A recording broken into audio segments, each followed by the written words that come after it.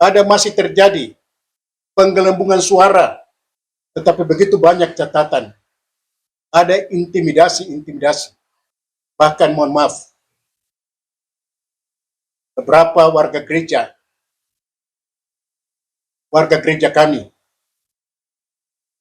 yang mengalami intimidasi, penindasan, sampai dengan pengancaman. Sebagai pimpinan gereja, kami sangat kecewa. Jujur, kami sangat kecewa. Sebenarnya pesta demokrasi, pemilihan kepala daerah, adalah pesta rakyat yang harus dilaksanakan dengan penuh sukacita dan kegembiraan. Masyarakat datang untuk memberikan pilihan mereka. Tetapi luar biasa, ada tindakan, ada ancaman dari oknum-oknum aparat. Saya berani menyampaikan ini karena ada data-data yang kami peroleh. Bahkan ada pimpinan-pimpinan pemerintah yang sebenarnya harus berlaku netral, tetapi ternyata mereka ikut bermain, membuat kekisruan, masalah. Mereka tidak berlaku netral. Sekali lagi, kami punya data yang valid. Kami punya data. Ya.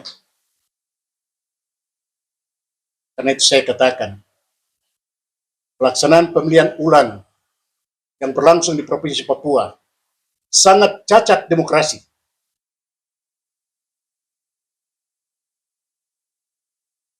Bagi saya, ini sesuatu hal yang di luar dari cita-cita, kerinduan, dan harapan.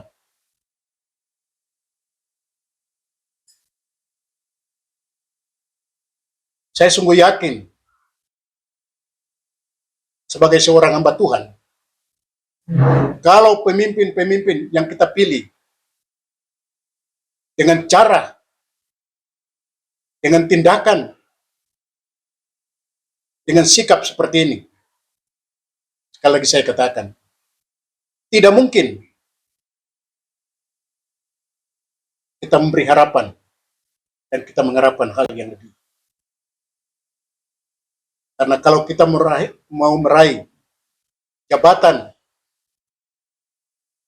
hanya dengan sikap, tindakan-tindakan seperti ini, ya, kita juga berharap sebenarnya penyelenggara pemilu kada di Provinsi Papua, PSU ini, juga berlaku netral sebagai pengadil,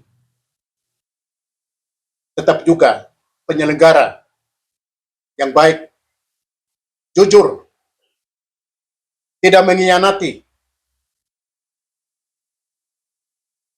apa yang sudah diberikan oleh rakyat. Tetapi mohon maaf, saya harus katakan, tidak seluruhnya, tetapi sebagian, ya, sebagian dari penyelenggara pemilu kada di Provinsi Papua tidak berlaku adil. Ya, saya berharap kepada mereka yang tidak berlaku adil harus diproses secara hukum. Sekali lagi, mereka harus diproses secara hukum. Ya,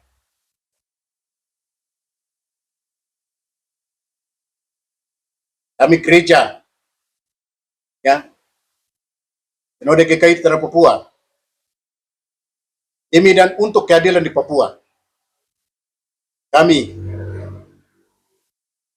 akan bersikap,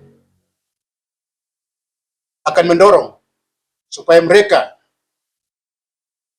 yang melakukan perbuatan-perbuatan yang melanggar konstitusi, tugas dan tanggung jawab mereka supaya diproses secara hukum. Hal yang berikut yang hendak saya sampaikan. Proses dari PSU ini sekarang sudah berlangsung di Mahkamah Konstitusi. Saya berharap dari kedua belah pihak secara khusus pasangan 01 dan 02 supaya mengambil sikap tetap tenang, karena saya ikuti beberapa hari ini ada seakan-akan perayaan kemenangan dan sebagainya, padahal kita berharap masih menunggu keputusan dari Mahkamah Konstitusi. Saya berharap kondisi ini tidak digaduhkan. Ya, saya berharap pimpinan pemerintah di sini, pejabat Gubernur Provinsi Papua, supaya berlaku tenang, menangkan situasi ini. Karena saudara hadir di sini untuk menjaga kondisi keamanan, kestabilan pasca penyelenggaraan PSU di Provinsi Papua. Itu tugas saudara. Karena kalau saudara tidak memperhatikan hal ini, bisa saja terjadi hal-hal yang tidak kita inginkan bersama. Saya tegaskan sekali lagi, baik kepada pejabat Gubernur Provinsi Papua, tetap juga pada pihak kepolisian supaya menjaga kondisi ini.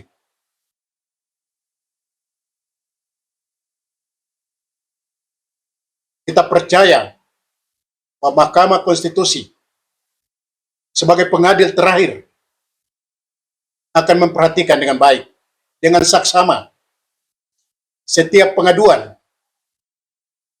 yang sudah disampaikan kedua belah pihak. Mahkamah Konstitusi akan berlaku secara adil. Sebagai pimpinan gereja, kami percaya sehingga keputusan Mahkamah Konstitusi terakhir akan menjadi keputusan yang final.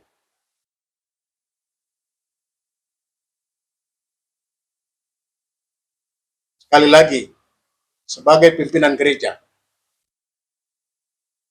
pimpinan Sinode GKI di Tanah Papua,